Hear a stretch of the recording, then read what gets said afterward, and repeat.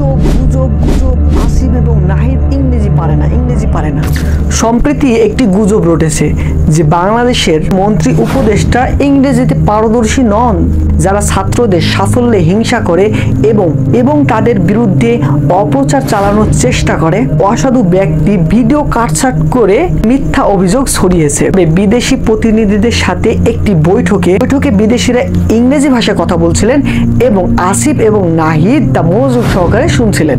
বৈঠকে উভয় উপদেষ্টা ইংরেজিতে দক্ষতা প্রদর্শন করেন। আসিফ এবং নাহিদের কোন বিষয়টা কাটছাট করা হয়েছে, যে তিনি গলায় হাত দিচ্ছেন বা একটু এদিক তাকাচ্ছে, এই বিষয়টু কাট করে তারা এটা বোঝাতে চাচ্ছে যে আসিফ এবং নাহিদ তারা ইংরেজিতে দক্ষ না, কিন্তু তারা আসলে ইংরেজিতে দক্ষ। সেই ভিডিও আমি এখন দেখাবো।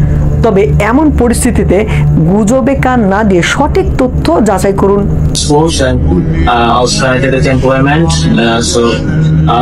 Those are our challenges, so much creative ideas. I'm so eager to hear that. So please, at some point, when you very enthusiastic in ICT sector. We are making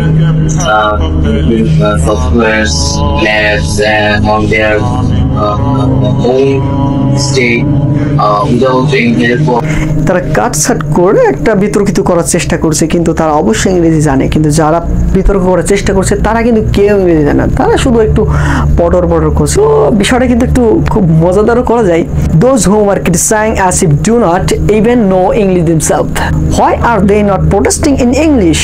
They are themselves quite ignorant. They aim to identify weaknesses in students, but they forgotten that previous MP and ministers were not only poor in English but could not read Bengali properly.